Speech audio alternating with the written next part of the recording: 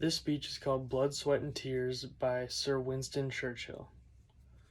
On Friday evening last I received from His Majesty the mission to form a new administration.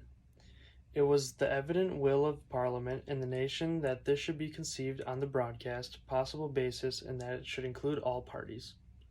I have already completed the most important part of this task. A war cabinet has been formed of 5 members representing with the Labour, Opposition, and Liberals the unity of the nation. It was necessary that this should be done in one single day on account of the extreme urgency and rigor of events. Other key positions were filled yesterday. I am submitting a further list to the King tonight. I hope to complete the appointment of principal ministers during tomorrow. The appointment of other ministers usually takes a little longer.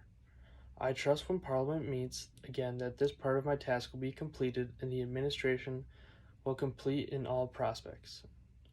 I considered it in the public's interest to suggest to the Speaker of the House should be summoned today. At the end of today's proceedings, the adjournment of the House will be proposed until May 21st with provision for earlier meeting if need be.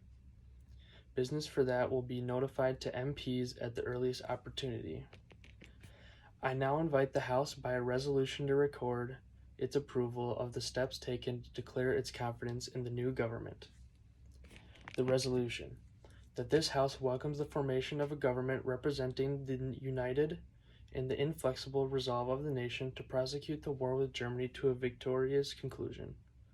To form an administration on the scale and complexity is a serious undertaking in itself, but we are the preliminary phase of one of the greatest battles in history. We are in action at many other points in Norway, in Holland, and we have to be prepared in the Mediterranean. The air battle is continuing and many preparations have to be made here at home. In this crisis, I think I may be pardoned if I do not address the House at any length today, and I hope that any of my friends and colleagues or former colleagues who are affected by the political reconstruction will make any allowances for any lack of ceremony which it has been necessary to act. I say to the House, as I said to who have joined this government, I have nothing to offer but blood, toil, tears, and sweat. We have before us an ordeal of the most grievous kind, we before many, many months of struggling and suffering. You ask what is our policy? I say it is to wage war by land, sea, and air.